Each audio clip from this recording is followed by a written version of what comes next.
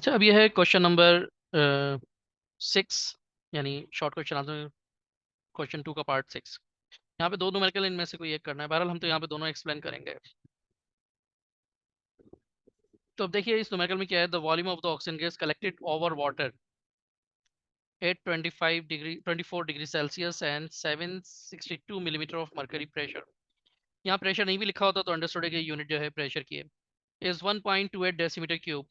Volume decimetre cube में है, तो यूनिट से हमें पता चल गया कि इसका ये वॉल्यूम है। Calculate the mass in gram of oxygen gas obtained. The pressure of water vapor at 24 degrees Celsius is 22 millimetre of mercury. तो यानी आप देखें 24 पर ही गैस को जो कलेक्ट किया गया उसका प्रेशर 762 मिलीमीटर ऑफ मरकरी है, और वाटर वेपर्स का जो प्रेशर है यानी वाटर का वेपर प्रेशर वो 22 मिलीमीटर ऑफ मरकरी है इसी टेम्परेचर पर। जब कोई भी गैस ओवर वाटर कलेक्ट की जाती है तो यहाँ पे समझ आइए कि साथ में वाटर वेपर्स भी इस गैस में शामिल हो जाएंगे।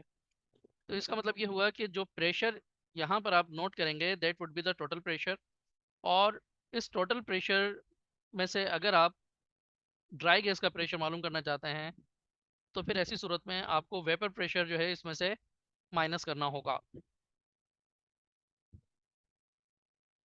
तो यहाँ पर हमें इससे ये मालूम हो रहा है कि एक्चुअली ये डेल्टन्स लॉ पार्शियल प्रेशर से रिलेटेड न्यूमेरिकल है। तो अब हमें यहाँ पर इन तमाम चीज़ों को स्टेप वाइज देखते हैं। सबसे पहले डेटा की तरफ आ जाते हैं। तो देखें डेटा का, अगर ये 4 मार्क्स का क्वेश्चन है तो डेटा के 1 मार्क होते हैं जिसमें आप यूनिट कन्वर्जन वगैरह भी कर लेते हैं। तो यहाँ पर oxygen gas collected over water उसका वॉल्यूम है 1.28 डेसीमीटर क्यूब। ठीक है, ये हो गया, कवर हो गया ये। 762 millimetre of mercury is the pressure of the gas collected, जिसमें वाटर वेपर्स भी शामिल हैं। तो और वाटर वेपर्स का प्रेशर 22 मिलीमीटर ऑफ मरकरी है। तो इसमें से इसको हमें सब्ट्रैक्ट कर देना होगा आगे जाकर। टेम्परेचर, टेम्परेचर को हमें लाजमी तौर पर केल्विन में कन्वर्ट करना है। तो 24 + 273 is equal to 297 kelvin. Mass of oxygen gas required है, जबकि गैस कांस्टेंट की वैल्यू आपको याद भी होनी चाहिए और कई मरतबा न्यूमेरिकल में दी हुई भी होती है, लेकिन आप याद कर ले, मैं आपको रिकमेंड यही करूंगा। अच्छा, अब इसमें कौन कौन से फार्मूले यूज करेंगे हम। एक तो यही फार्मूला जो मैंने ऊपर बता दिया कि partial pressure of oxygen is equal to the total pressure minus vapour pressure. दूसरा होगा इसमें PV is equal to NRT. और तीसरा होगा मोल का फार्मूला, कि मोल से मास को कैलकुलेट करना है तो ये फार्मूला हम यूज करेंगे। हम चाहें तो ये फार्मूले कंबाइन करके भी यूज कर सकते हैं, लेकिन मुझे तो सेपरेट करने में ज़्यादा इजी रहता है और स्टूडेंट भी आसानी से, ताकि उनको कोई फार्मूला कन्वर्जन में, कोई उसको ड्राइव करने में कोई परेशानी ना हो, इसलिए मैं कहता हूँ सेपरेट ही कर लिया करें। तो अब देखें इसका सोल्यूशन है। सबसे पहले आपने क्या किया कि आपके पास जो गैस कलेक्टेड ओवर वाटर थी उसमें से वेपर प्रेशर को माइनस कर दिया, तो अब ये ड्राई गैस का प्रेशर आ गया आपके पास। अब आपको मालूम है कि प्रेशर जो है यहाँ मिलीमीटर ऑफ मरकरी में है, जबकि हम यहाँ पर जो आर की वैल्यू यूज करते हैं यहाँ पर प्रेशर एटमॉस्फेयर में है। तो इसका मतलब इस प्रेशर को लाजमी तौर पर एटमॉस्फेयर में कन्वर्ट करना पड़ेगा। So you know, by dividing by 760 we can get pressure in atmosphere, it is 0.974। अच्छा, अब हमारे पास फॉर्मूला यूज हो रहा है PV is equal to NRT. इस PV is equal to NRT में आप ये देखें, हमने पी की वैल्यू यहाँ से पुट कर दी, वॉल्यूम ऑलरेडी हमारे पास गिवन था, आर की वैल्यू हमारे पास गिवन थी, और टेम्परेचर भी हमने उसे यूनिट कन्वर्ट करके निकाल लिया था। तो इस तरीके से हमारे पास ये तमाम वैल्यूज मौजूद हैं, डायरेक्टली फार्मूला यूज कर रहे हैं हम। ठीक है, तो अब आप ये देखिए कि इसको कैलकुलेट किया तो इस पार्ट को कैलकुलेट किया तो आ गया 1.247, इस पार्ट को कैलकुलेट किया तो आ गया 24.35। तो अगर आप सेपरेटली इसको डील करें तो ज़्यादा अच्छा है। फिर उसके बाद n इज इक्वल टू, यहाँ पर ये न्यूमरेटर में है तो यहाँ पे यह डिनोमिनेटर में चला गया, तो 1.247 डिवाइडेड बाय 24.35। अच्छा, तो यहाँ से नंबर ऑफ मोल्स आपके पास आ गए 0.0512 मोल। ये किसके मोल है, क्योंकि हमने ड्राई गैस की बात की है, तो ड्राई गैस का मतलब ये ऑक्सीजन के नंबर ऑफ मोल्स हैं। तो देखें अब नंबर ऑफ मोल्स आपको मालूम है। ऑक्सीजन का MR, atomic mass, question paper के फ्रंट पे ही दिया हुआ था। एटॉमिक मास ऑक्सीजन का 16 होता है, तो मॉलिक्यूलर मास इसका 32 है। तो अब हम ये फॉर्मूला यूज करेंगे मास कैलकुलेट करने के लिए। तो इसका मॉलिक्यूलर मास 32 है, नंबर ऑफ मोल्स ये रहे, इनको मल्टीप्लाई कर दीजिए तो आपके पास आंसर आ गया। मास of oxygen in gram is 1.638 gram of oxygen would be collected over water. अच्छा, अब आप इस न्यूमेरिकल में अगर गौर करें तो यहाँ पर आपके पास बज़ाहिर ऐसा क्वेश्चन लग रहा है कि जनाब आप P V equal to NRT use करें तो सॉल्व हो जाएगा, लेकिन ऐसा नहीं है। यहाँ पर दिया हुआ है 50.5 gram potassium nitrate was heated to redness. What volume of oxygen will be evolved at 40 degree Celsius and 720 millimetre of mercury. तो याद रखिए हमारे पास स्टोइचोमेट्रिक रिलेशनशिप जो होता है वो एसटीपी पर होता है। ये हम सारा काम कर रहे होते हैं STP. STP means standard temperature and pressure पर। तो एक्चुअली जो यहाँ से हमारे पास वॉल्यूम ऑफ ऑक्सीजन आएगा that would be at STP. तो उसके बाद हम फार्मूला यूज करेंगे PV P1 V1 upon T1 is equal to P2 V2 upon T2। तो बेसिकली ये जो मास दिया हुआ है इस मास से आपको यहाँ पर स्टोइचोमेट्रिक कैलकुलेशन करना है। It is for stoichiometry. तो पहले हमें पोटेशियम नाइट्रेट का एमआर चाहिए। तो पोटेशियम नाइट्रेट का एमआर पोटेशियम 39, नाइट्रोजन 14, एक एक ही है इसलिए मैंने मल्टीप्लाई का साइन शो नहीं किया। ऑक्सीजन 3 है तो डायरेक्ट मल्टीप्लाई करते हैं, 16 3 ज़ा 48, तो 39 plus 14 plus 48 that would B 101। अच्छा, अब अगर हम इसके नंबर ऑफ मोल्स कैलकुलेट करें तो n is equal to given mass is 50.5 divided by 101। तो आप इसे कैलकुलेट कर लीजिए, इट वुड बी 0.5 मोल। अच्छा, अब यहाँ पे देखिए कि पोटेशियम नाइट्रेट के 2 मोल्स हैं और पोटेशियम नाइट्रेट के 2 मोल्स 1 मोल ऑक्सीजन प्रोड्यूस कर रहे हैं। अच्छा, ये सारी कंडीशन एसटीपी पर होती है। और तो at STP 1 mole oxygen occupies 22.4 decimetre cube. तो हम इसको डायरेक्ट भी रिलेशन ले सकते हैं कि according to stoichiometric calculation 2 mole potassium nitrate produces 22.4 decimeter cube oxygen gas. So for 1 mole there would be 22.4 divided by 2, and we have 0.5 mole of potassium nitrate, so 0.5 mole potassium nitrate produces 22.4 divided by 2 multiplied by 0.5. तो जब आप इसको calculate करेंगे there would be the answer 5.6 decimetre cube. 5.6 decimetre cube.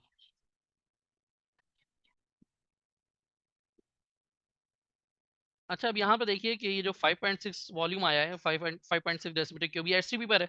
और STP का मतलब standard temperature and pressure. You know standard temperature is 273 Kelvin and standard pressure is 1 atmosphere, and the volume that we have calculated is 5.6 decimetre cube. ठीक है, तो अब हम accordingly इसका data बना लेंगे। तो डेटा में क्या है आपके पास, P1 V1 T1। P1 1 atmosphere, volume हमने कैलकुलेट कर लिया 5.6 decimetre cube, and T1 is 273 kelvin.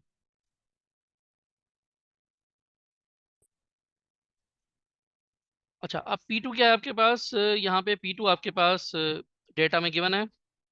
इसके डेटा बना लीजिए 792 मिलीमीटर ऑफ मरकरी। तो 792 को अगर आप 760 से डिवाइड कर लें तो आपके पास ये प्रेशर एटमॉस्फेयर में आ जाएगा। और ये होगा तकरीबन, जो मैंने कैलकुलेट किया उसके मुताबिक 1.042 एटमॉस्फेयर हो गया ये। अच्छा, फिर इसके बाद है आपके पास T2 temperature in second condition 40 degree Celsius. So 40 plus 273 it would be 313 kelvin. और V2 आपको कैलकुलेट करना है। तो आप फॉर्मूले की हेडिंग डालिए। फॉर्मूला है आपके पास P1 V1 upon T1 is equal to P2 V2 upon T2। अब सॉल्यूशन में आपको क्या करना है कि इनकी वैल्यूज पुट कर दीजिए। 1 मल्टीप्लाइड बाय 5.6 डिवाइडेड बाय 273। यहाँ देखें तो P2 क्या है हमारे पास 1.042 मल्टीप्लाइड बाय 313। सॉरी, ये टेम्परेचर जो है वो तो डिनोमिनेटर में है, यहाँ पे हमें वॉल्यूम कैलकुलेट करना है, तो यहाँ पे वो V2 एज इट इज़ छोड़ देंगे हम। तो V2 रहेगा यहाँ पर, और अपॉन में आ गया 313। ये V2 इज इक्वल टू, इसको 1 से मल्टीप्लाई करेंगे तो ये तो यही रहेगा 5.6 डिवाइडेड बाय 273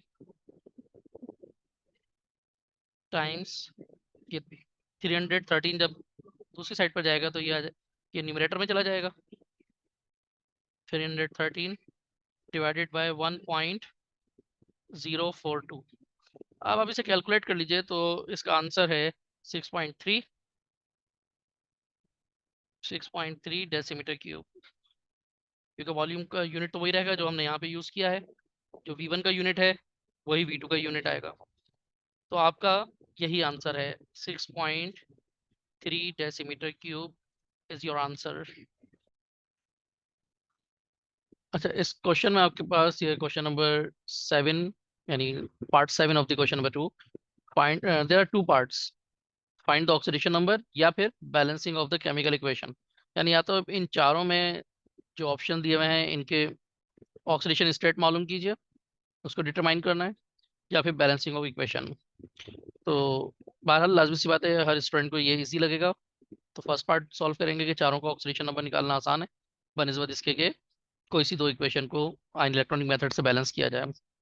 तो लेकिन हम यहाँ पे तो दोनों ही डिस्कस करेंगे, देखते हैं इसको। तो अब यहाँ पर हमें क्या करना है कि इन, यानी क्रोमियम इस डाइक्रोमेट आयन में इसकी ऑक्सीडेशन नंबर डिटरमाइन करना है। सल्फर को सोडियम थायोसल्फेट में, जैसे सोडियम थायोसल्फेट। फॉस्फोरस को फॉस्फोरिक एसिड में, और मैग्नीज को परमैंगनेट आयन में। सो क्रोमियम इन दिस -2 जो चार्ज है वो आपके पास इज इक्वल टू साइन के राइट साइड पर आ गया। 7 ऑक्सीजन है, और ऑक्सीजन फ्लोरीन के अलावा किसी के साथ भी अगर किसी कंपाउंड में मौजूद है तो ऑक्सीजन के ऊपर -2 चार्ज होता है।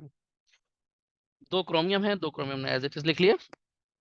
फिर फर्दर इसकी मैथमेटिकली जो भी आपको करना है फर्दर उसको सॉल्व कीजिए।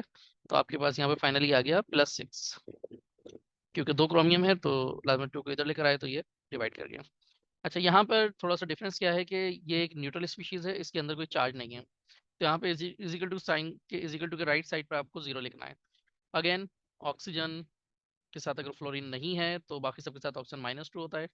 3 ऑक्सीजन है, 2 सल्फर हैं, sodium any element that belong to group 1 it has +1 charge. Okay, so this is the further calculation, and finally you will get oxidation state of sulfur +2. C part है आपके पास P in phosphoric acid. So again, no charge, so there is 0. Oxygen -2 and there are 4 oxygen atoms. Hydrogen अगर metals के साथ हो तो -1 होता है, और बाकी तमाम एलिमेंट्स के साथ हाइड्रोजन +1 होता है। तो यहाँ पे +1 है, 3 है, मल्टीप्लाई कर दिया। आगे मैथमेटिकली इसको परफॉर्म करना है, and finally you will get P is equal to +5. And manganese in permanganate ion, again minus means -1, so -1 on the right side of the sign, and same calculation will be performed here. Finally you will get manganese +7. In this part 7 of the question number 2, balancing of equation by ion electronic method. तो देखिए, balancing of equation में जैसे कि पहले भी बताया गया, मेरी दूसरी वीडियोस में भी मौजूद है, इक्वेशन को 2 पार्ट में डिवाइड कर देना, reduction half equation and the oxidation half equation. जबकि जो ये अदर मटेरियल्स हैं इनकी ज़रूरत नहीं है, ये ऑटोमेटिकली खुद ब खुद बैलेंसिंग के दौरान आ जाएंगे। तो देखते हैं इसको स्टेप वाइज। तो step 1 is the division of equation into 2 half equation. और फिर उसके बाद हम यहाँ पे देखेंगे अदर एटम्स को और ऑक्सीजन और हाइड्रोजन को बैलेंस करेंगे। तो अदर एटम्स तो ऑलरेडी बैलेंस हैं, क्योंकि यहाँ पर हमारे पास मैग्नीज 1 1, आयरन 1 1। लेकिन यहाँ पे अगर हम ऑक्सीजन को देखें तो यहाँ 4 हैं और यहाँ पर राइट साइड पे कोई भी ऑक्सीजन नहीं है। तो ऑक्सीजन को बैलेंस करने के लिए हमने राइट साइड पे 4 वाटर मॉलिक्यूल ऐड किए। तो अब यहाँ पर आ गए 4 हाइड्रोजन, सॉरी 8 हाइड्रोजन। तो हाइड्रोजन को बैलेंस करने के लिए हमें लेफ्ट साइड पे हाइड्रोजन आइंस ऐड कर देना। याद रखिए कि ये इक्वेशन एसिडिक मीडियम है। ये यहाँ पर हमें इससे भी मालूम हो रहा है कि ये एसिडिक मीडियम है, और यहाँ पर इक्वेशन में हाइड्रोजन आइंस देने से भी मालूम हो रहा है। So if hydrogen ions are there, so that would be equation in acidic condition. अच्छा, आयरन वाली इक्वेशन को हमें कुछ नहीं करना, लेकिन हम इनको साथ साथ साइमल्टेनियसली लिखकर आगे बढ़ते हैं। तो लिखेंगे जरूर, लेकिन इसमें कुछ नहीं करना है फर्दर। अच्छा, स्टेप 3 जो होता है वो बैलेंसिंग ऑफ इलेक्ट्रॉन होता है। तो अब हमें ये देखना है कि यहाँ पे चार्ज कैसे बैलेंस किया जाए। तो यहाँ पर मैग्नीज +7 से +2 में कन्वर्ट हो रहा है। और मैग्नेट आयन में मैग्नीज के ऊपर +7 चार्ज है, +7 ऑक्सीडेशन स्टेट है इसकी। तो डेफिनेटली इसने 5 इलेक्ट्रॉन्स गेन किए हैं। और आयरन यहाँ से उसने 1 इलेक्ट्रॉन लूज किया है। तो इसी लिहाज से यहाँ पे 5 इलेक्ट्रॉन हमने लेफ्ट हैंड साइड पर, रिएक्टेंट साइड पर ऐड कर दिया ताकि चार्ज बैलेंस हो सके। और आयरन वाली इक्वेशन में, यानी ऑक्सीडेशन इक्वेशन, हमने राइट साइड पर कि उसने इलेक्ट्रॉन लूज किया है। तो अब यहाँ पे इलेक्ट्रॉन को बैलेंस करने के लिए हम इस इक्वेशन 2 को, जो कि ऑक्सीडेशन इक्वेशन है, इसको 5 से मल्टीप्लाई कर देंगे। तो देखते हैं नेक्स्ट स्टेप। तो next step, for balancing electrons multiply oxidation equation by 5। यहाँ तो है 5 ऑलरेडी, यहाँ पे भी आपने 5 से मल्टीप्लाई कर दिया तो इलेक्ट्रॉन बैलेंस हो गए। अब इसके बाद हम क्या करेंगे कि यहाँ पर इन दोनों इक्वेशंस को ऐड कर देंगे। तो ये ज़रूरी नहीं है कि हम इक्वेशंस को दोबारा कॉपी करें, हम डायरेक्ट जो है, जो ऐड करने के बाद फाइनल इक्वेशन होगी हम वो भी ले सकते हैं। तो यहाँ पे आप देखिए इलेक्ट्रॉन से इलेक्ट्रॉन कैंसिल हो जाएंगे। बाकी कोई चीज़ें दोनों तरफ मौजूद नहीं है, तो हम एज इट इज़ जो लेफ्ट एरो के लेफ्ट साइड पे जो भी स्पीशीज है वो सब लेफ्ट पे लिख देंगे, और जो राइट पर है वो राइट पे लिख देंगे, और ये आपकी बैलेंस्ड केमिकल इक्वेशन डेवलप हो गई है। Now this is the second equation. It is also in acidic medium, but here both the species are having oxygen. So first we will divide it into two half equations. So this is the reduction half equation, where chromium from +6 is being reduced to +3. So 3 electrons each chromium is gaining. And here iodine is 0 in oxidation state. Remember that in standard state, all the elements have 0 oxidation state. And here, when you will find it, then iodine has +5 oxidation state. So it means it is losing 5 electrons. So anyway, अब हम देखते हैं कि यहाँ पे other atoms भी balance नहीं है। यहाँ पर 2 क्रोमियम है, यहाँ पे 1 क्रोमियम है, यहाँ पे 2 आयोडीन है, यहाँ पे 1 आयोडीन है। तो यहाँ पर हम चाहें तो इनको एक सेपरेट स्टेप में करें, या फिर हम एक साथ कर लेते हैं। मैंने यहाँ पर एक साथ करके शो कर दिया है, एक साथ सबको बैलेंस किया है, ताकि आपके स्टेप्स बच सके, क्योंकि सिर्फ 2 मार्क्स की तो मैंने इक्वेशन दी है ये। तो each equation is for 2 marks. तो आप ये देखिए कि यहाँ पर आपके पास डाइक्रोमेटाइन +14, अच्छा ये 14 तो बाद में आएगा। पहले तो ये देखें क्रोमियम बैलेंस करना। यहाँ पे 2 क्रोमियम है, तो यहाँ पे 1 था क्रोमियम हमारे पास, तो इसको 2 करने के लिए हमने यहाँ पे कोफिशिएंट 2 का इजाफा कर दिया है।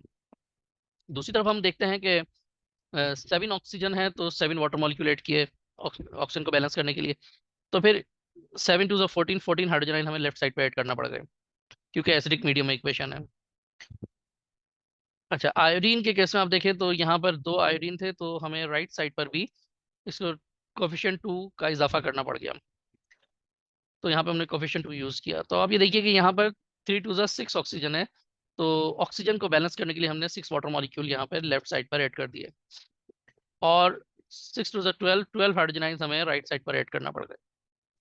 Now the balancing of electron, जो कि हम यहाँ पर ऑलरेडी डिस्कस भी कर चुके हैं, कि एक क्रोमियम 3 इलेक्ट्रॉन्स गेन कर रहा है। तो यहाँ पे तो 2 क्रोमियम है, तो क्रोमियम +6 2 हैं, तो दोनों अगर +6 से +3 में जाएंगे तो इसका मतलब है 3 ईच, यानी टोटल 6 इलेक्ट्रॉन्स ऐड होंगे।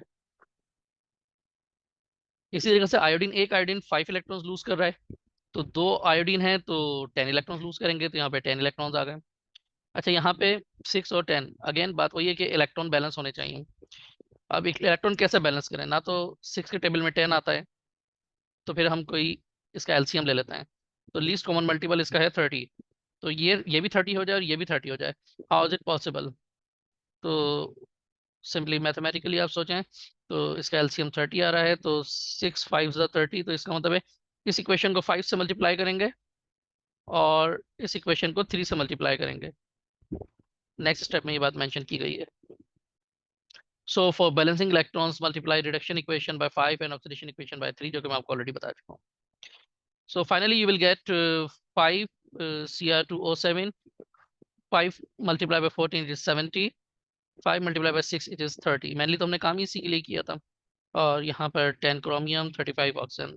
सिमिलरली जब दूसरी इक्वेशन को देखें तो उसमें भी इसी तरीके से आप यहाँ पर इसको देख सकते हैं कि हमने पूरी इक्वेशन को 3 से मल्टीप्लाई किया है।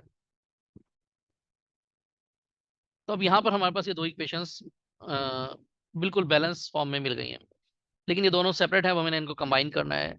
कंबाइन करने के लिए देखिए, इलेक्ट्रॉन से इलेक्ट्रॉन तो कैंसिल हो जाएंगे, लेकिन वाटर और हाइड्रोजन आयन भी दोनों तरफ मौजूद हैं। यहाँ पर 70 हाइड्रोजन आयंस मौजूद हैं और यहाँ पर 36 हाइड्रोजन आयंस मौजूद हैं। यहाँ पे ये कैंसिल हो जाएंगे, अभी हम अगले स्टेप में देखेंगे। यहाँ पर 35 वाटर है, यहाँ पे 18 वाटर है, तो वाटर यहाँ पे कैंसिल हो जाएंगे। तो देखते हैं अभी इसको हम। Next step, when we add both the equations, first of all electrons are being cancelled, तो अब इलेक्ट्रॉन आपकी इक्वेशन में नहीं रहा। फिर सेकेंड नंबर पे देखें तो यहाँ पर हमारे पास 36 हाइड्रोजन आयंस है, यहाँ पे 70 है, तो ये 36 माइनस हो गए, तो यहाँ पे कितने हाइड्रोजन आयंस रह जाएंगे? 34 hydrogen ions would be here. फिर यहाँ पे 18 वाटर सब्ट्रैक्ट हो जाएंगे, तो यानी लेफ्ट साइड पे कोई वाटर नहीं होगा, लेकिन राइट साइड पे कितने वाटर आएंगे? 35 minus 18, that would B 17 water molecule. तो देख लीजिए बैलेंस इक्वेशन में ये सब तो स्पीशीज एज इट इज हमने कॉपी कर ली, लेकिन हाइड्रोजन आयंस 34 और वाटर 17, तो ये इक्वेशन भी आपकी बैलेंस हो गई है। अच्छा, अभी जो तीसरी इक्वेशन है, ये मैंने ऑलरेडी, मेरी जो वीडियो है जिसका टाइटल है इलेक्ट्रोकेमिस्ट्री 6, ये वीडियो मेरे चैनल पे मौजूद है। इसमें मैंने दो मेथड जो है वहाँ पे डिस्क्राइब किए हुए हैं। यहाँ पर मैं सिर्फ एक मेथड लेके चल रहा हूँ जो कि मैं ज़्यादातर यूज़ करता हूँ, कि इस मेथड में हम क्या है कि through out hydrogen acidic medium की तरह से हम इक्वेशन बैलेंस करते हैं और आखिर में जाकर हाइड्रोक्साइड आयन से उसको कैंसिल आउट कर देते हैं। तो देखिए, इस मेथड के लिहाज से अगेन सेम सिचुएशन, कि इक्वेशन को आपने टू हाफ इक्वेशन में डिवाइड कर दिया, reduction half equation and oxidation half equation. यहाँ पर मैग्नीज +5 से +2 में रिड्यूस हो रहा है और सल्फर +4 से +6 में ऑक्सीडाइज हो रहा है। तो सेकंड स्टेप में हमें अदर एटम्स और ऑक्सीजन एंड हाइड्रोजन को बैलेंस करना है।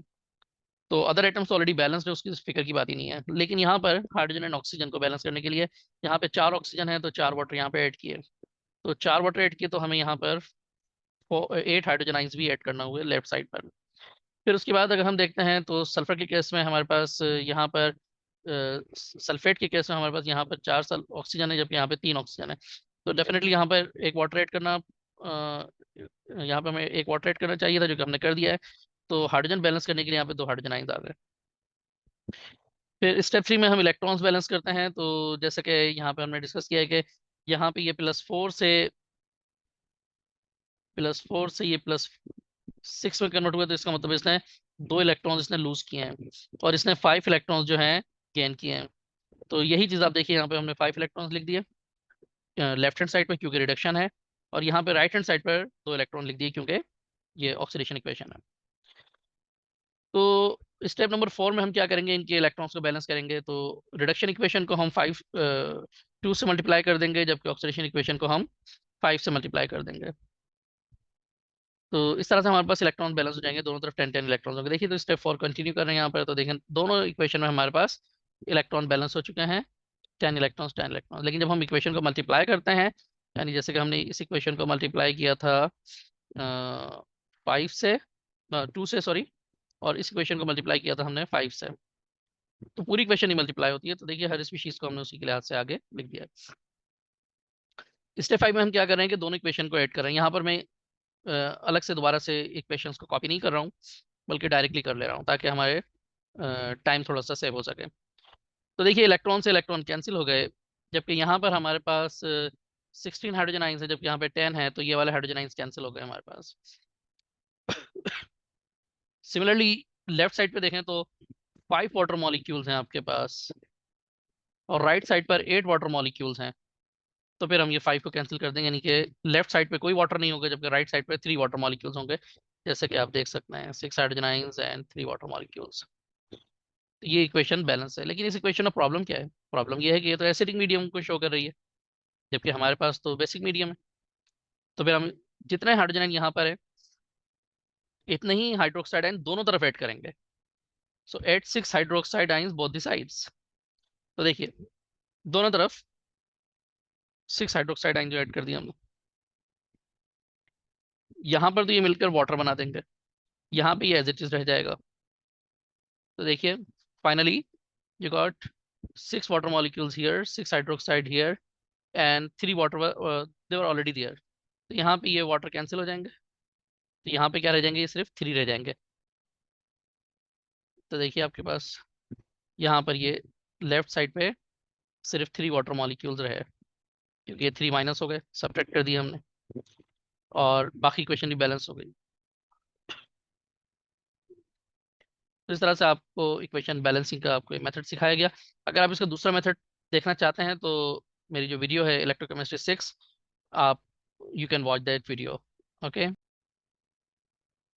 Okay, now this is question number 2 part 8।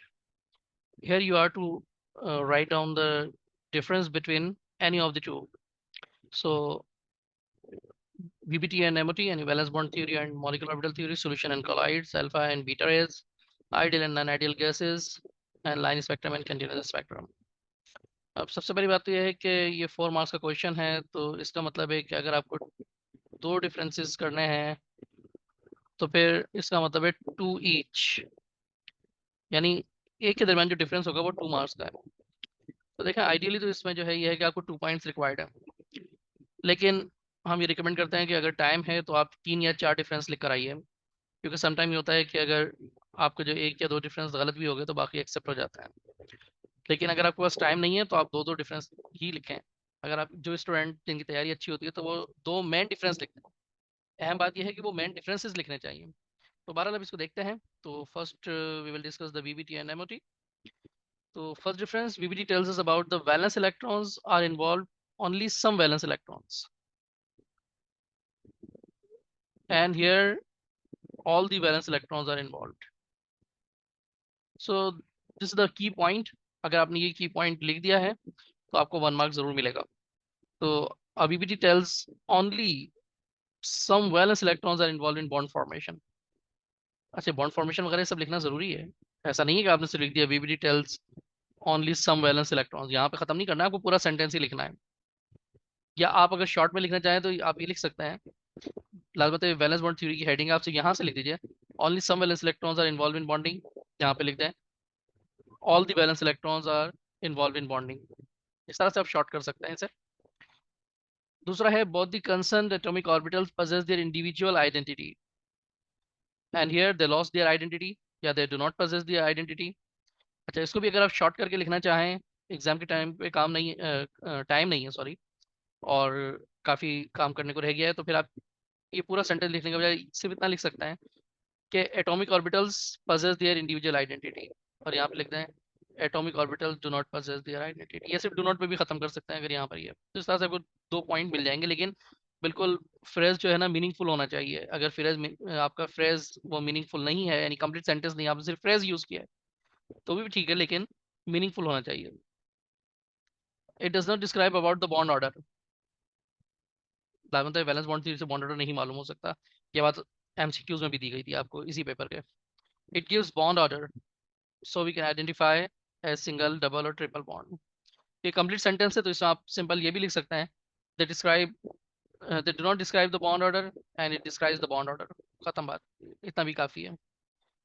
It gives no idea about paramagnetic behaviour of molecule, it describes the paramagnetic behaviour of molecule.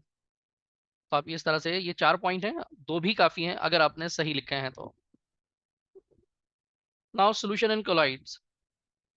Solution means a true solution, तो इसलिए word true लिखने की ऐसे ज़रूरत है नहीं, क्योंकि जो ट्रू सोल्यूशन होता है उसी को सोल्यूशन कहते हैं, किसी और को सोल्यूशन नहीं कहते हैं। फिर उसके साथ नाम आएगा, जैसे कोलाइडल सोल्यूशन या सिर्फ कोलाइड्स, लेकिन जब सोल्यूशन लिखा है तो उसे ट्रू सोल्यूशन ही कंसिडर करना चाहिए। True solution is transparent. अब यहाँ पे जो वर्ड ट्रांसपेरेंट है इससे अक्सर कंफ्यूजन होती है। देखिए ट्रांसपेरेंट का मतलब होता है शफाफ, जिसके आर पार देखा जा सकता है, यानी अक्रॉस लाइट कैन पास। तो ये कलर भी हो सकता है, कलरलेस भी हो सकता है, यानी वाटर की तरह से कलरलेस हो, या फिर कोई कलर मिला हुआ है लेकिन वो बिल्कुल ट्रांसपेरेंट है, तो वो भी ट्रू सोल्यूशन होगा। लेकिन कोलाइडल सोल्यूशन क्या होता है, ट्रांसल्यूसेंट होता है, आपको देखते ही उसमें टर्बिडिटी नजर आती है, और उसमें से लाइट पास तो होगी लेकिन कंप्लीटली पास नहीं होगी। तो आपको पता है, आपने फिजिक्स में पढ़ा हुआ है, ऐसे मटेरियल को ट्रांसल्यूसेंट कहते हैं। ये सबसे इंपॉर्टेंट पॉइंट है, जब आप सोल्यूशन और कोलाइड का डिफरेंस लिखें और ये ना लिखें तो एक क्वेश्चन मार्क है कि इसका मतलब है आपको फिर सोल्यूशन और कोलाइड का डिफरेंस मालूम ही नहीं है। तो ये सेकंड पॉइंट जो है ना, लिखना बहुत जरूरी है मेरी नज़र में। बाकी है कि मार्क्स तो आपको बाकी पॉइंट पे भी अगर सही है तो मिल तो जाएंगे, लेकिन याद रखिएगा कि ये मेमोराइज कर लीजिए कि सोल्यूशन में जो सॉल्यूट होता है उसका जो पार्टिकल साइज होता है 1 नैनोमीटर से स्मॉलर होता है, और कोलाइड में जो पार्टिकल साइज होता है वो 1 नैनोमीटर से 1000 नैनोमीटर के दरमियान होता है। और याद रखिए, अगर 1000 नैनोमीटर से लार्जर हो जाए तो फिर वो कोलाइड भी नहीं होता, फिर वो सस्पेंशन हो जाता है। खैर फिलहाल हम सस्पेंशन यहाँ डिस्कस नहीं कर रहे हैं। पार्टिकल रिमेन्स इनविजिबल, ये इंडिविजिबल नहीं है, इनविजिबल है। इनविजिबल मतलब नजर ही नहीं आता है। ट्रू सोल्यूशन आपको कभी भी कोई पार्टिकल नजर नहीं आते हैं, सब एक जैसे नजर आ रहे होते हैं। तो there is no particle by even the under microscope you can't observe. जबकि कोलाइड में क्या होता है कि आम आंख से तो इसमें आमतौर पर नजर नहीं आते हैं, लेकिन visible microscope, sorry, they are visible under the powerful microscope, यानी कंपाउंड माइक्रोस्कोप में विजिबल होते हैं। तो ये भी एक इम्पॉर्टेंट पॉइंट है। यहाँ पर क्या है कि सोल्यूशन पार्टिकल्स कभी भी सेटल डाउन नहीं होते हैं, जबकि कोलाइड्स में क्या होता है, पार्टिकल या तो खुद ब खुद भी सेटल डाउन हो सकते हैं, नहीं तो कोगुलेशन प्रोसेस, यानी उसको सेटल डाउन करने के सर्टेन प्रोसेसेस होते हैं, उसके जरिए से हम कोलाइड्स के पार्टिकल को सेटल डाउन कर सकते हैं। सोल्यूशन के पार्टिकल को आप सेटल डाउन नहीं कर सकते हैं, या तो आप उसकी कोई और प्रोडक्ट बना लीजिए, प्रेसिपिटेशन कर दीजिए, तो एक अलग बात है, वरना वो सेटल डाउन नहीं होंगे।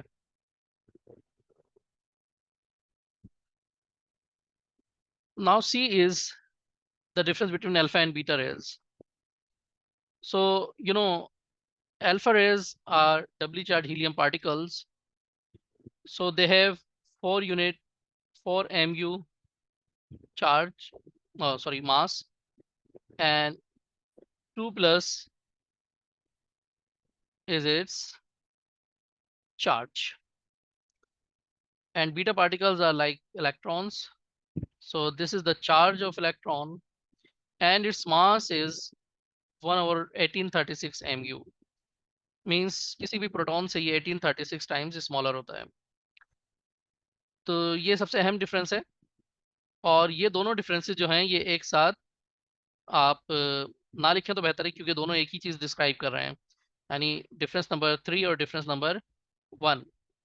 तो इस वजह से मैं ये सजेस्ट करता हूँ कि अगर आपने डिफरेंस नंबर 1 लिखा है तो उसके साथ ही उसकी सिंबल लिख दीजिए, यानी डिफरेंस नंबर 3 को एज अ सेपरेट डिफरेंस मत काउंट करें। अच्छा जी, सेकंड क्या है, the bend towards negative pole in electric and magnetic field. Definitely जब प्लस चार्ज है तो वो इलेक्ट्रिक और मैग्नेटिक फील्ड में बेंड होगा, और किस तरह बेंड होगा, पॉजिटिव है तो नेगेटिव की तरफ बेंड होगा, बिल्कुल सही है, और जो नेगेटिव है वो पॉजिटिव की तरफ बैंड होगा। तीसरा पॉइंट तो हम ऑटोमेटिकली डिस्कस कर चुके हैं कि it comprises 2 protons and 2 neutrons, so it is denoted as helium nuclei. और बीटा पार्टिकल्स होते ही इलेक्ट्रॉन की तरह से हैं, वो इलेक्ट्रॉन ही है, लेकिन उनको हम नाम इलेक्ट्रॉन नहीं दे रहे हैं, हम उन्हें बीटा पार्टिकल कह रहे हैं, क्योंकि हम जनरली ये कंसिडर कर रहे होते हैं कि electrons revolve around the nucleus. तो भाई ये तो न्यूक्लियस से आ रहा है, न्यूक्लियस के अंदर से आ रहा है, तो आपने फिजिक्स में पढ़ा है, और सेकेंडरी फिजिक्स में दोबारा पढ़ेंगे आप लोग, कि जब एक न्यूट्रॉन डिसइंटीग्रेट होता है तो वहां पे इलेक्ट्रॉन जनरेट होता है और एक प्रोटॉन जनरेट होता है। तो बेसिकली ये डिसइंटीग्रेशन ऑफ न्यूट्रॉन की वजह से ये इलेक्ट्रॉन जनरेट हो रहे हैं, जिनको हम साइंटिफिकली नेगेट्रॉन का नाम देते हैं या बीटा नेगेटिव पार्टिकल्स का नाम देते हैं। एनीवे, तो this is the third point, और मैंने आपसे कहा कि फर्स्ट अगर लिख रहे हैं तो थर्ड को उसके साथ मर्ज कर दें, बजाय इसके कि इसको सेपरेट पॉइंट का नाम दें। अगर आप सिर्फ 2 लिख रहे हैं तो हाँ, अगर आप 3 या 4 पॉइंट लिख रहे हैं तो ठीक है। They have high ionisation power.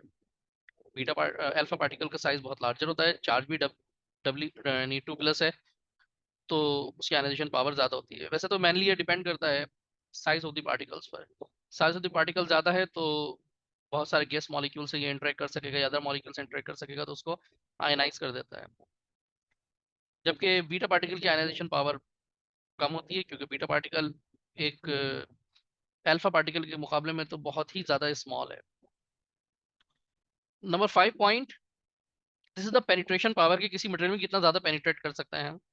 तो अल्फा पार्टिकल का साइज लार्जर होने की वजह से इनकी पेनिट्रेशन पावर कम होती है, जबकि beta particles smaller in size हैं तो ये ज़्यादा अंदर तक पेनिट्रेट कर सकते हैं। तो देखिए मैंने 5 पॉइंट्स लिखे हैं यहाँ पर, ज़्यादातर में मैंने 4 पॉइंट लिखे हैं, इसलिए कि मैंने आपसे कहा ना कि मैं 1 और 3 को सेम पॉइंट कंसिडर करता हूँ, ठीक है, क्योंकि इनमें देखें सिमिलर बातें हैं। मैंने 4 पॉइंट इस वजह से भी लिख कर दे दिए हैं आपको कि अगर एक ही डिफरेंस 4 पॉइंट्स का आ जाए तो फिर क्या करेंगे आप, तो आपको मालूम होना चाहिए। तो आप याद तो सारे करें, एग्जाम में जैसा आए उस तरीके से कर लीजिएगा आप। और 2 पॉइंट्स के लिए भी अगर आपने 4 डिफरेंस लिख दिए हैं तो हाँ, अगर टाइम ज़ाया हो रहा तो मत लिखिए, लेकिन अगर टाइम ज़ाया नहीं हो रहा तो लिख दें, क्या हर्ज है, एक्स्ट्रा लिखने के मार्क्स थोड़ी जाते हैं। Now see the difference between ideal and non ideal gases. Ideal gases follows all the gas laws, जो भी आइडियल गैस लॉज हैं, बॉयस लॉ, चार्ल्स लॉ वगैरह, इन सबको फॉलो करते हैं। और जो नॉन आइडियल गैसेस या रियल गैसेस हैं, नॉन आइडियल को रियल गैसेस भी कहते हैं। तो जो रियल गैसेस हैं, जितनी भी गैसेस हैं, ये सब हाइड्रोजन, हीलियम वगैरह, ऑल आर रियल गैसेस। तो लाजमी सी बात है कि ये इनके दरमियान फोर्स ऑफ अट्रैक्शन भी होती हैं, इनका मॉलिक्यूलर साइज भी इतना नेग्लिजिबल नहीं है। तो वही दो फॉल्टी एजम्पशंस है जिसकी बेस पर काइनेटिक थ्योरी जो है, आइडियल गैस लॉज जो है दिए गए। क्या यूं कह लें कि उन आइडियल गैस लॉज की बेस पर काइनेटिक थ्योरी आई, क्योंकि देखें आइडियल गैस लॉज जो हैं ये तो पहले आए थे। बॉयस लॉ 1660s वगैरह में है, 1750 में चार्ल्स लॉ आ गया, जबकि काइनेटिक मॉलिक्यूलर थ्योरी तो 1857 की है। तो basically that theory was developed on the ideal gas laws. तो उस आइडियल गैस लॉज की वजह से काइनेटिक थ्योरी में दो पोस्टुलेट जो हैं ऐसे हैं जिनको गैसेस ओबे नहीं करती हैं। So they follow all the postulates of kinetic molecular theory of gases, and non-ideal gases they do not follow. Although they follow most of the postulates of kinetic molecular theory, but do not follow some part postulates. अब वो कौन से postulates हैं? वो दो postulate हैं। Number one, kinetic, according to kinetic theory, the individual volume of the molecule is negligible, and second one is there is no attraction between the particles of gases. तो लाजमत है वो दोनों postulate अब modern theory से हमें मालूम हुआ कि नहीं, ऐसा नहीं है। गैसेस के इंडिविजुअल वॉल्यूम को हम निगलेक्ट नहीं कर सकते, और वहां पर भी अट्रैक्टिव फोर्सेस होती हैं। अच्छा जी, एक होता है कंप्रेसिबिलिटी फैक्टर, जिसकी फॉर्मूला क्या है, Z is equal to PV upon N R T. इसका आंसर हमेशा अगर 1 आ रहा है तो वो आइडियल गैस है, और अगर 1 नहीं आ रहा है तो वो नॉन आइडियल गैस है। So the reach to the compressibility factor Z is equal to 1। तो जब हम फिर इसका ग्राफ प्लॉट करते हैं, जो कि आपकी बुक में गिवन भी है, तो वो कंप्रेसिबिलिटी फैक्टर का ग्राफ जो इस तरह से आता है। So they reach to the compressibility factor Z is equal to 1। तो अगर Z इज इक्वल टू 1 होगा तो वो ये है, ये इस तरह से ग्राफ है। All the real gases do not reach to the compressibility factor, वो कंप्रेसिबिलिटी फैक्टर पर को अटेंड नहीं कर पाती हैं। उनका ग्राफ या तो इस तरह से आता है, हीलियम और हाइड्रोजन का ऐसे होता है। बाज गैसेस का कि पहले तो ये डाउन होगा और फिर ये अप होगा। तो it depends on the size of the molecule and the intermolecular attraction. Ideal behaviour can be seen at high temperature and low pressure. किसी भी गैस में अगर हम आइडियल बिहेवियर की बात करें तो वो थोड़ा बहुत जो आइडियल बिहेवियर हमें नज़र आता भी है, तो वो कब नज़र आता है, ये दो कंडीशन याद रख लीजिए, high temperature and low pressure. ये भी एक इम्पॉर्टेंट पॉइंट है। और non ideal behaviour can be seen at low temperature and high pressure. देखिए ना, जब लो टेम्परेचर होगा तो इंटरमॉलिक्यूलर अट्रैक्शन भी कंपेरेटिवली अप्रिशिएबल होगी, और हाई प्रेशर होगा तो molecules will be very close to each other. तो लाजमी सी बात है कि फिर वो काइनेटिक थ्योरी के जो वो दो पोस्टुलेट्स हैं वो और ज़्यादा डेविएट करेंगे। लेकिन अगर लो प्रेशर और हाई टेम्परेचर है तो इंटरमॉलिक्यूलर फोर्सेस भी बहुत ही नेग्लिजिबल होंगी और मॉलिक्यूल्स भी काफ़ी दूर होंगे। तो डेफिनेटली वो आइडियल बिहेवियर को फॉलो कर सकते हैं। ठीक है, बहरहाल आपको यहाँ पर भी यही कि 2 मार्क्स के लिए 2 पॉइंट्स इंपॉर्टेंट है। तो वो 2 पॉइंट्स आप कौन से सिलेक्ट करेंगे? मेरी नज़र में आपको ये 2 पॉइंट ये लिखने चाहिए सबसे पहले। बाकी पॉइंट भी सही है, मार्क्स उससे भी मिलेंगे आपको, लेकिन ये दो मेन पॉइंट्स हैं। और अगर 4 लिखना है तो फिर चारों लिख दीजिए, लेकिन स्टार्ट यहाँ से कीजिए। आपकी नज़र में इसे 1 होना चाहिए, इसे 2 होना चाहिए, इसे 3 होना चाहिए और इसे 4 होना चाहिए। ठीक है।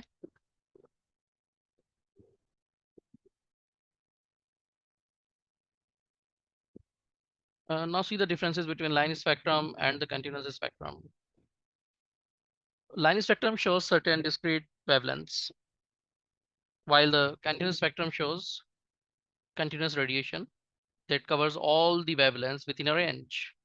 जो भी रेंज, जैसे विजिबल है तो उसमें सारी विजिबल की वेवलेंथ मौजूद होंगी, लेकिन यहाँ पे क्या है कि अगर विजिबल भी है तो विजिबल में कोई डिस्क्रीट वेवलेंथ होगी। जैसे सोडियम लैंप में स्पेसिफिकली येलो के 2 बैंड आते हैं, हाइड्रोजन स्पेक्ट्रम में 4 या इस तरह से फ्यू बैंड्स वहाँ पे नजर आते हैं, बाकी बीच में गैप्स होते हैं। तो यानी नंबर 1 और नंबर 2 पॉइंट एक जैसे ही है, तो मेरी नज़र में आपको 1 पॉइंट लिखना है तो 2 लिखने की जरूरत नहीं है अगर आपके पास 2 मार्क्स का क्वेश्चन है। Third, it generates in either absorption और इमिशन मोड। यानी 2 तरह के मोड होते हैं जो कि डिटेल में आपने देखा होगा थ्योरी में, आइदर दे एब्जॉर्ब और इमिट द रेडिएशन। यानी अगर रेडिएशन बॉडी है तो वो सर्टेन लाइट ही इमिट करे। जैसे सोडियम लैंप, मैंने आपसे कहा कि सोडियम लैंप सिर्फ 2 ही वेवलेंथ जो इमिट कर रहा होता है और उसका इमिशन स्पेक्ट्रम आ जाएगा।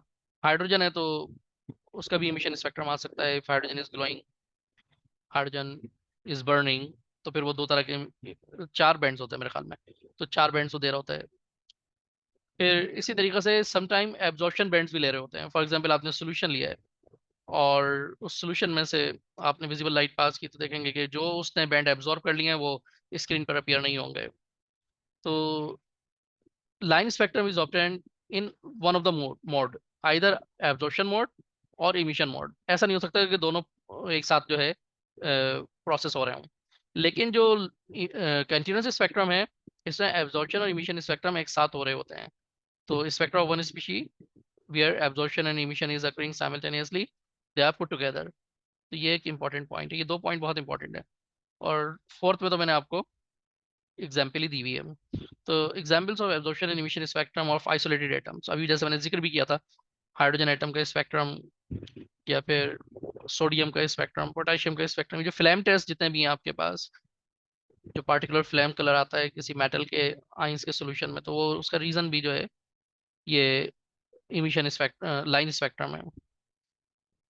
जबकि यहाँ पे क्या है कि ब्लैक बॉडी रेडिएशन या फिर रेडिएशन फ्रॉम द सन, ये जो है कंटिन्यूस स्पेक्ट्रम देते हैं। आपको पता है कि रेनबो जो आपने देखा होगा वो this is an spectrum by the sun due to the when the light passes through the drops, जो कि प्रिज्म के तौर पे वर्क करता है और लाइट को स्प्रेड करता है। लेकिन आपने देखा होगा वहाँ पे सारे जो बैंड्स होते हैं वो मिक्स्ड होते हैं, तो इस वजह से आपको 7 डिस्क्रीट कलर्स नजर नहीं आते हैं। तो रीजन क्या है, क्योंकि वो कंटिन्यूस स्पेक्ट्रम है, इसलिए आपको सेपरेट कलर नजर नहीं आते। तो इसका मतलब है कि आपको अगर 2 पॉइंट लिखना है तो फर्स्ट और थर्ड को लिखेंगे और साथ में फोर्थ को एग्जाम्पल के तौर पे शामिल कर सकते हैं। नाउ द क्वेश्चन नंबर 9, यानी क्वेश्चन 2 का पार्ट 9 जो है वो क्या है, explain a buffer solution with an example and right its properties. तो देखें बफर सॉल्यूशन क्या होता है। बफर सॉल्यूशन एक ऐसा सॉल्यूशन है जो कि वीक एसिड और उसके सॉल्ट, या वीक बेस और उसके सॉल्ट के साथ बनाया जाता है। जो सॉल्ट होता है उसमें बेसिकली उसका कॉन्जुगेट बेस होता है, तो इसलिए हम डेफिनेशन में ये भी लिख सकते हैं कि buffer can be defined as a solution containing a weak acid and its conjugate base, or a weak base and its conjugate acid। इनमें से कुछ भी कोई एक होगा, दोनों एक साथ नहीं होंगे। That tends to maintain the pH, tends to maintain, अगर आपने लिखा है that maintains the pH, तो technically it is wrong, क्योंकि वो ट्राई करता है, कोशिश करता है। That tends to maintain the pH of a solution when small amount of an acid or base is added। यानी स्मॉल अमाउंट के लिए ही वो वर्क करेगा, लार्ज अमाउंट के लिए वर्क नहीं कर सकता। वो with in a range work करता है बफर सॉल्यूशन। बहरहाल ये प्रॉपर्टीज अभी हम एंड में देख भी लेंगे इसी क्वेश्चन के आंसर में। तो बफर सॉल्यूशन, अब उसमें टाइप्स ऑफ बफर सॉल्यूशन आ जाएंगे या एग्जांपल्स कह लीजिए। There are 2 types of buffer solution, either the buffer solution is acidic buffer और the basic buffer. Acidic buffer तो लाजमी सी बात है कि नाम से भी जाहिर है कि इसकी पीएच जो है, पीएच रेंज 7 से बिलो होगी। और मुख्तलिफ बफर्स हैं, कहीं पे पीएच रेंज जो है 4 के अराउंड होती है, कहीं पे जो है 3 के अराउंड होती है। जैसा हमें हमारी रिक्वायरमेंट होती है वैसा बफर सोल्यूशन हम प्रिपेयर करते हैं। उसकी एक सेपरेट कैलकुलेशन है जो कि इंटरमीडिएट सिलेबस में हमें नहीं दी गई है, लेकिन उसके लिहाज से हम बफर सोल्यूशन डेवलप करते हैं। So acidic buffers are the acidic an acidic buffer solution is simply one which has a pH less than 7. Acidic buffer solution are commonly made from weak acid and one of its conjugate base या salt कहते हैं उसे, आमतौर पर sodium salts होता है, तो उसका जो नेगेटिव पार्ट है वो बेस ही तो होता है. तो a common example of an aqueous solution of ethanoic acid and sodium ethanoate जिसको आप एसिटिक एसिड और सोडियम एसिटेट भी कह सकते हैं.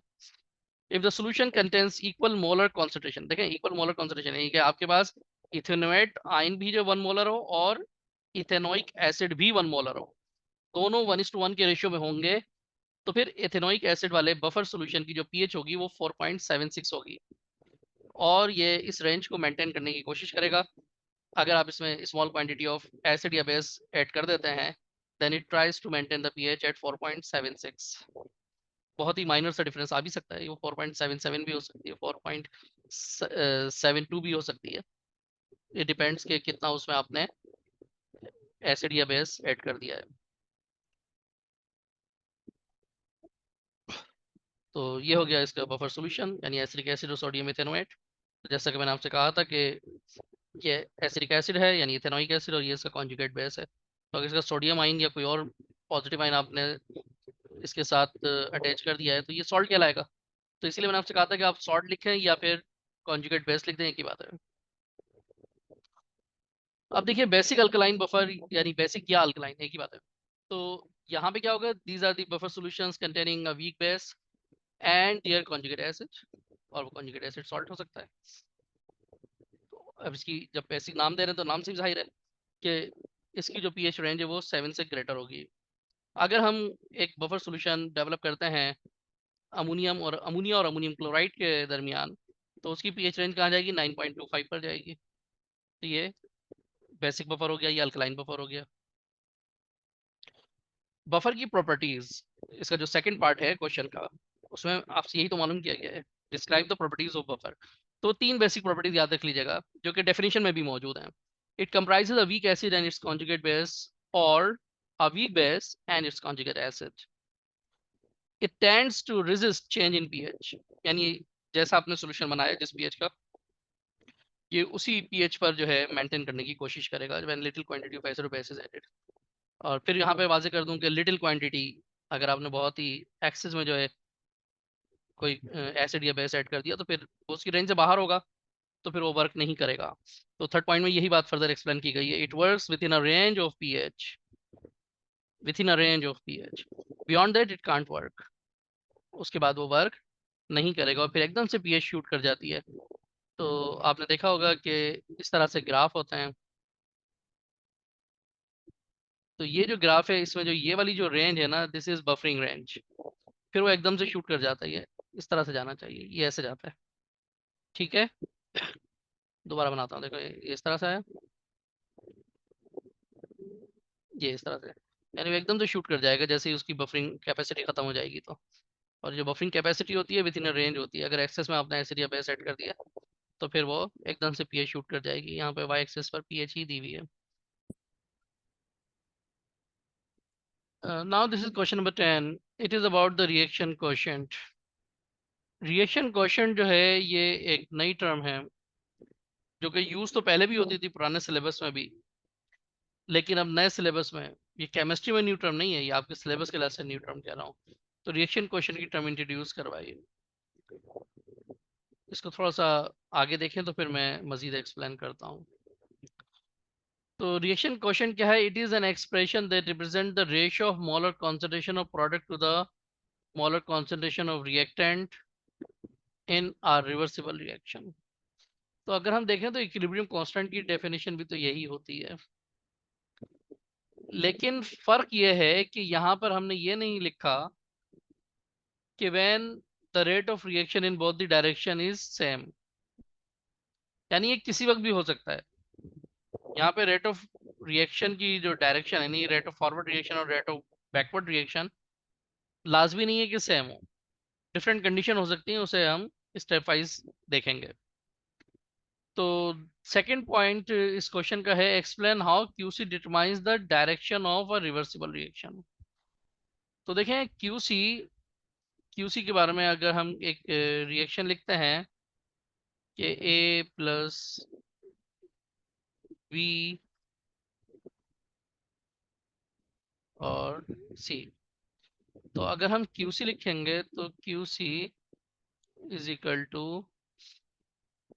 molar concentration of C की power C and here the molar concentration of reactants और जो coefficient है वो उनकी पावर के तौर पे लिख दिए जाएंगे। ये सब आपको आता है। तो यहाँ पे देखें ये एक रेशियो है between the product molar concentration of the product to the molar concentration of the reactant. लेकिन यहाँ पे हमने ये नहीं कहा कि whether the reaction is at equilibrium और समवेयर एल्स। तो असल में हमें यहीं से ये जब ये आगे पढ़ेंगे तो समझ में आ जाएगा। Explain how QC determines the direction of a reversible reaction. Prediction of the direction अगर हम QC को कैसी से कंपेयर करें, क्योंकि देखिए कैसी जो होता है वो एट पार्टिकुलर टाइम पर होता है जबकि इक्विलिब्रियम स्टेब्लिश हो चुका है, यानी वो भी यही रेशो है, कैसी का फॉर्मूला भी यही आएगा। लेकिन अगर कैसी का फॉर्मूला है तो इसका मतलब ये हुआ कि ये रेशो कांस्टेंट हो चुका है, उसमें कोई चेंजेस नहीं आ रही हैं। जबकि यहाँ पर हो सकता है कि कांस्टेंट हो सकता है कि फर्दर चेंजेस भी आ रही हों। क्यों आ रही होंगी अभी हम इसको इसी क्वेश्चन के आंसर में डिस्कस भी कर लेंगे। जिनका कॉन्सेप्ट थ्योरी क्लासेस में क्लियर नहीं था वो अब क्लियर हो जाएगा। So at a particular moment, if the value of reaction quotient यानी QC is compared with equilibrium constant that is Kc, यानी QC और Kc को कंपेयर करेंगे तो फिर आप प्रिडिक्ट कर सकते हैं कि रिएक्शन उस पार्टिकुलर इंस्टेंट पर, उस खास लम्हे पर कौन सी डायरेक्शन में जा रहे हैं, फॉरवर्ड या बैकवर्ड। अब देखिए इसके लिए तीन पॉसिबिलिटीज हैं। पहली पॉसिबिलिटीज देखिए कि अगर QC की वैल्यू यानी आपने किसी पार्टिकुलर टाइम पर रिएक्शन कंटेंट लिए और उसमें प्रोडक्ट और रिएक्टेंट की कॉन्सेंट्रेशन कैलकुलेट कर ली, उनका रेशियो कैलकुलेट किया, और आपको क्योंकि वो रिएक्शन तो मालूम है तो उसकी कैसी वैल्यू भी मालूम होगी। तो आपने देखा कि QC की वैल्यू कम है और कैसी की वैल्यू ज़्यादा है।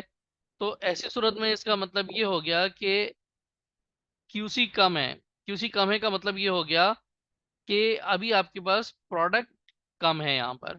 इसका मतलब प्रोडक्ट कम है तो मजीद प्रोडक्ट बनेगी, इसका मतलब reaction will go to the right side, यानी equilibrium position shift to the right side.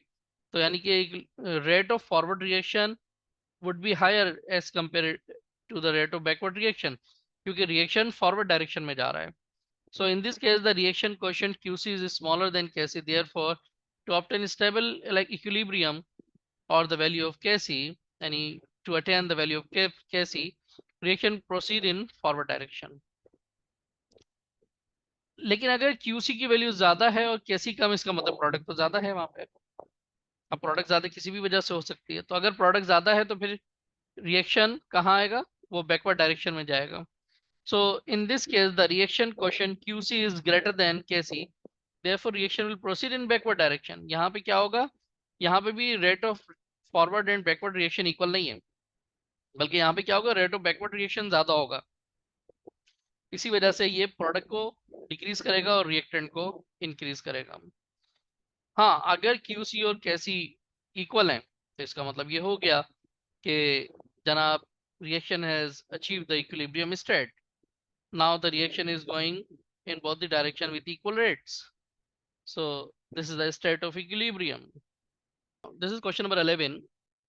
यहाँ पे क्या है कि आपको डिफाइन करना है इक्विलिब्रियम कांस्टेंट। पिछले में एक रिएक्शन क्वेश्चन डिस्क्राइब करने को, डिफाइन करने को था, अब यहाँ पे इक्विलिब्रियम कांस्टेंट डिफाइन करने को है।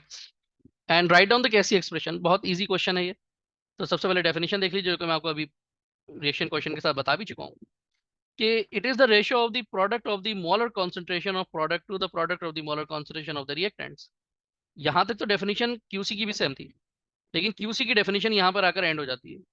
जबकि यहाँ पर आपको क्या मेंशन करना होगा, यहाँ पर आपको मेंशन करना है when the rate of reaction in both the direction is same. यहाँ पर मैं आपको एक और बात भी बताऊं कि अक्सर स्टूडेंट को शिकायत होती है हम तो पूरा लिख कर आए थे, हमारे मार्क्स नहीं आए, दूसरे स्टूडेंट के मार्क्स आ गए। तो देखें, अगर आपने इस डेफिनेशन को यहाँ तक कंसिडर किया है तो आपको मार्क्स नहीं मिलेंगे, क्योंकि जब तक आपने ये शामिल नहीं किया when the rate of reaction in both the direction is same, या इस तरह का कोई और फ्रेज जिससे मालूम हो कि हाँ भाई ये इक्विलिब्रियम कंडीशन की बात कर रहे हैं, इक्विलिब्रियम स्टेट की बात कर रहे हैं, तो ये डेफिनेशन सही नहीं होगी और ये डेफिनेशन QC की हो जाएगी, वो कैसी की नहीं रहेगी। तो इस पॉइंट को अपने जहन में रखिएगा।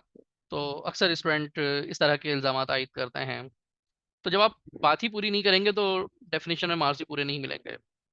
अच्छा जी, तो बहरहाल ये तो हो गई डेफिनेशन। इस डेफिनेशन के बाद अब आपको बहुत ही आसान सा काम करना है कि ये तीन इक्वेशन दी हुई हैं, इनकी कैसी एक्सप्रेशन लिखना है। तो कैसी एक्सप्रेशन लिखना, अभी मैंने जैसे आपको एक जनरल इक्वेशन से वहां पे लिख कर दिखाया भी था। तो प्रोडक्ट ऊपर लिखी जाएगी, रिएक्टर नीचे लिखे जाएंगे। तो अब अगर आप इसके लिए बात करें तो इसके लिए आपके पास के सी, के कैपिटल होता है, याद रखिए इक्विलिब्रियम कांस्टेंट का। तो कैपिटल के, सब इसके तौर पे सी। स्क्वायर ब्रैकेट भी लिखना जरूरी है, अगर आपने स्क्वायर ब्रैकेट नहीं लिखा तो भी गलत हो जाएगा, क्योंकि ये मोलर कॉन्सेंट्रेशन को रिप्रेजेंट कर रहा होता है। कॉफिशिएंट यहाँ पे क्योंकि 1 है तो लिखने की जरूरत नहीं है। यहाँ पे भी 1 है, यहाँ पे भी 1 है, इनमें भी लिखने की जरूरत नहीं है, बहुत आसान इक्वेशन हो गई है। ACl3। अब देखिए ये फ्री के मार्क्स नहीं है तो क्या है, ये एक नंबर फ्री का, अगर आपने इतना सा भी सीख लिया तो बहुत है। सेकंड इक्वेशन में देखिए, इसमें भी यही करना है। मोलर कॉन्सेंट्रेशन ऑफ प्रोडक्ट, वो कैपिटल है, ये ख्याल रखिएगा, ऑक्सीजन है ये कोबाल्ट क्लोराइड नहीं है बल्कि COCl2 है, फॉस्जीन गैस होती है ये। This is carbon monoxide. ये एक एडिशन रिएक्शन है इन दोनों के दरमियान। ये देखें मैंने गलत कर दिया, ये मुझसे गलती हो गई है। ये प्लस नहीं आता है बल्कि यहाँ पर ये मल्टीप्लाई होता है, प्रोडक्ट हो गए, product of the product to the product of the reactants, यानी मोलर उनकी मोलर कॉन्सेंट्रेशन का। ठीक है, ये भी हो गया। अब तीसरी इक्वेशन देख लीजिए, यहाँ पर कोफिशिएंट्स हैं तो हमें ख्याल रखना पड़ेगा। कैसी इज इक्वल टू SO3,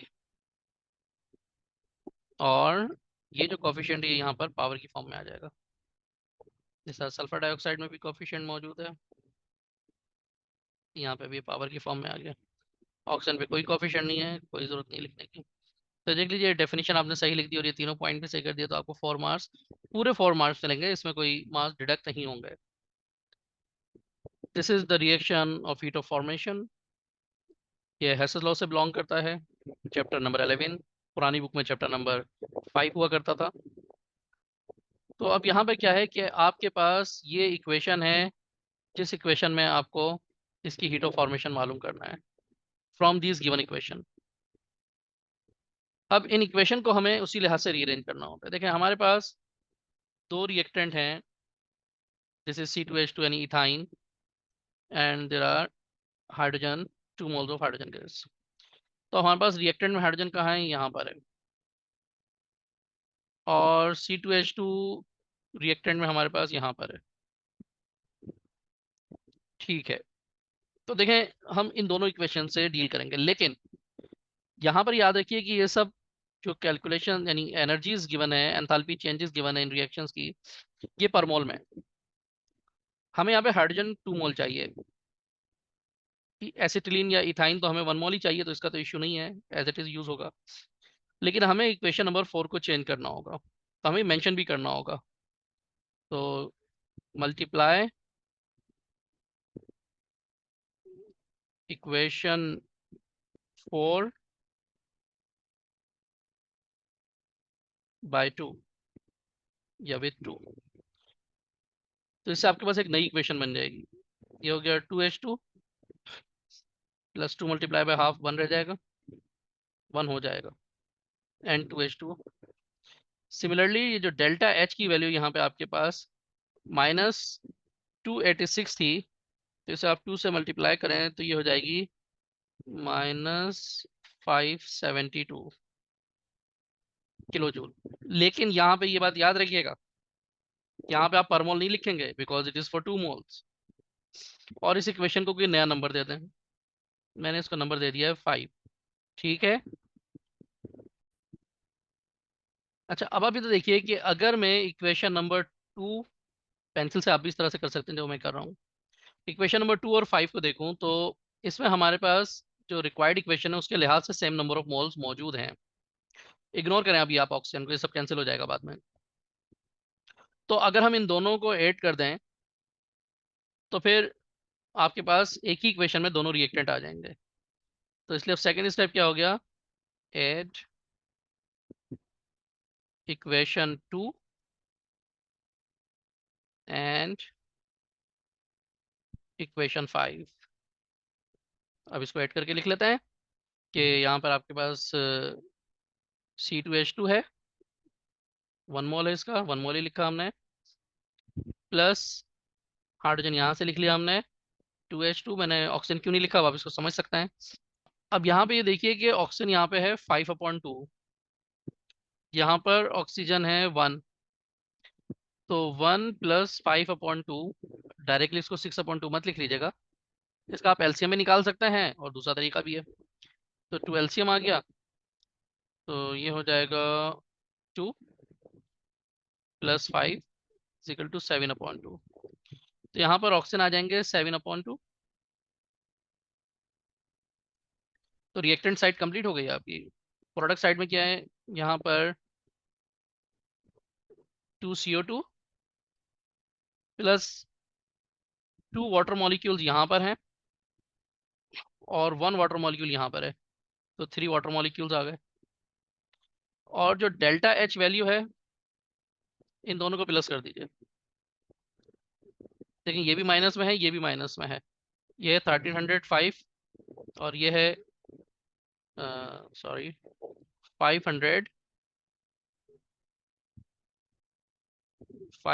है ये, तो 572 माइनस में, दोनों माइनस में, तो दोनों को ऐड कर दें। It is 7, it is also 7, it is 8 and 1, so it is minus 1877। अच्छा, इसकी यूनिट क्या होगी, किलो जूल होगी। इसकी यूनिट को आप किलो जूल पर मोल नहीं लिख सकते, क्योंकि आप मल्टीपल चीज़ें हैं, ना लिखना बेहतर है। हालांकि एक पॉइंट से लिख भी सकते हैं, कोई ऐसा इशू नहीं है इसमें, लेकिन एहतियात के साथ चलें। अच्छा, अब देखिए यहाँ पर रिएक्टेंट तो सेम साइड पे आ गए। प्रोडक्ट है आपकी C2H6। C2H6 कौन सी इक्वेशन में है, यहाँ पर है, थर्ड इक्वेशन में है। लेकिन यहाँ पे तो ये रिएक्टेंट साइड पर है, यहाँ पे प्रोडक्ट साइड पर है। तो इसके लिए हम अपनी कैलकुलेशन के लिए कर सकते हैं रिवर्स या rearrange, reverse the equation 3। Equation number 3 को हमने रिवर्स ऑर्डर में लिख देना है, यानी प्रोडक्ट को रिएक्टेंट और रिएक्टेंट को प्रोडक्ट। तो इसके प्रोडक्ट है 2 moles of carbon dioxide and 3 moles of water. 2CO2 + 3 water, sorry यहाँ पे वाटर है ये,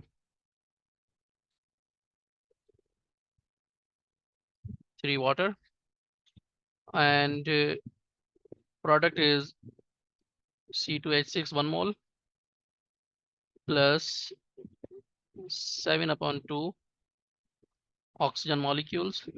लेकिन इसकी डेल्टा एच भी चेंज हो जाएगी, अगर इसको रिवर्स करके लिखेंगे तो फिर इसकी डेल्टा एच वैल्यू -1560 के बजाय ये हो जाएगी +1560, और इसको मेंशन कर देना ज़रूरी है। अच्छा, तो इसकी यूनिट किलो जूल लिखना बेहतर है, पर मोल लिख सकते हैं क्योंकि यहाँ पर, लेकिन ना लिखें तो बेहतर है। और इस इक्वेशन को नाम दीजिए इक्वेशन नंबर 7। अब देखें, अगर हम इक्वेशन नंबर 6 और 7 को देखें तो हमारे पास रिएक्टेंट भी रिक्वायर्ड फॉर्म में मौजूद है और प्रोडक्ट भी मौजूद है। तो अब हम क्या कर सकते हैं, we can add both the equations. तो ऐड इक्वेशन 6 एंड 7। तो देखिए यहाँ पे आ गया C2H2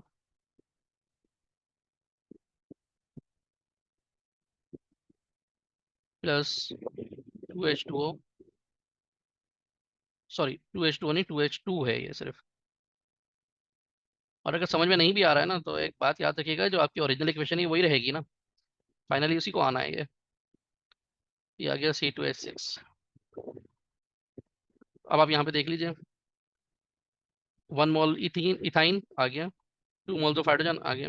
अच्छा देखिए, यहाँ पे 7/2 मोल्स ऑफ ऑक्सीजन यहाँ पर है, 7/2 मोल्स ऑफ ऑक्सीजन यहाँ पर भी cancel out. 2 moles of carbon dioxide यहाँ पर राइट पर है और यहाँ पर लेफ्ट पर है, कैंसिल आउट। यहाँ पे ये भी कैंसिल आउट, और इन्हें कैंसिल होना ही चाहिए था, अगर नहीं होने इसका मतलब हमारी कैलकुलेशन में कोई गलती है। क्योंकि हमारे पास यही इक्वेशन वापस आनी चाहिए। So delta H F is equal to, इन दोनों को भी ऐड करना है। तो जब आप इन दोनों को ऐड करेंगे तो कीजिए अपने पास कैलकुलेटर में, माइनस वाली वैल्यू लार्जर है तो डेफिनेटली आंसर माइनस में आएगा, बाकी इसको सब्ट्रैक्ट करके देख लीजिए। तो मेरे पास जो आंसर आ रहा है वो आ रहा है 317 किलो जूल। अच्छा, अब यहाँ पे किलो जूल को पर मोल लिखें या ना लिखें? यहाँ पे लाजमी लिखना है क्योंकि हीट ऑफ फॉर्मेशन 1 मोल के लिए ही होती है। और देखिए यहाँ पे 1 मोल इथेन इज प्रोड्यूस्ड, तो यहाँ पे लिखना लाजमी है। Consider the following reaction, this an organic reaction, experimentally this reaction is found to be second order।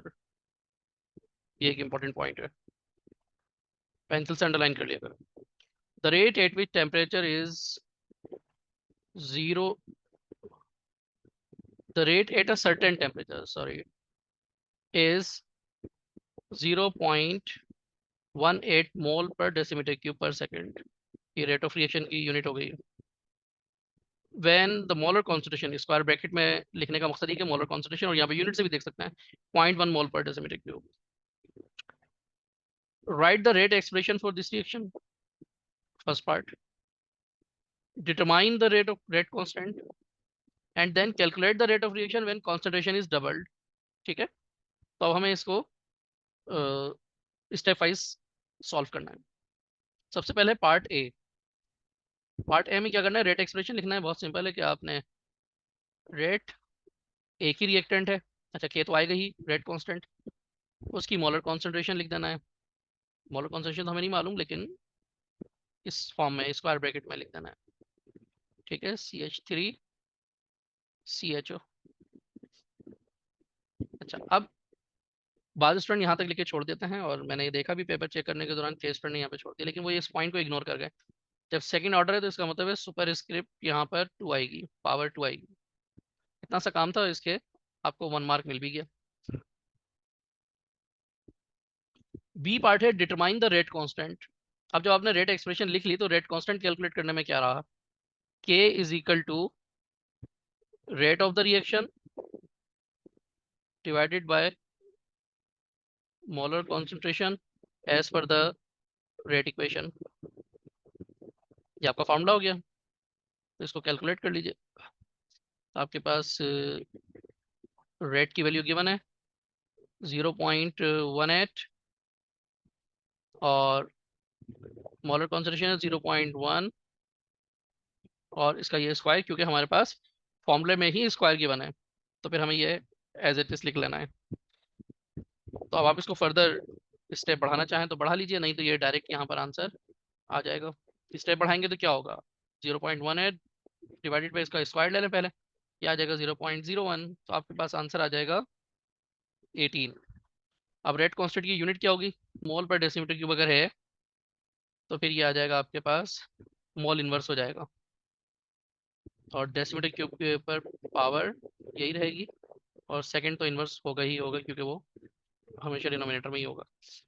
अगर आपको अभी भी समझ में नहीं आ रहा है तो आप इसको इस तरह से देख लीजिए, मोल पर डेसीमीटर क्यूब पर सेकंड, ये रेट ऑफ रिएक्शन की यूनिट थी, और नीचे 2 मरतबा मोल पर डेसीमीटर क्यूब मौजूद है।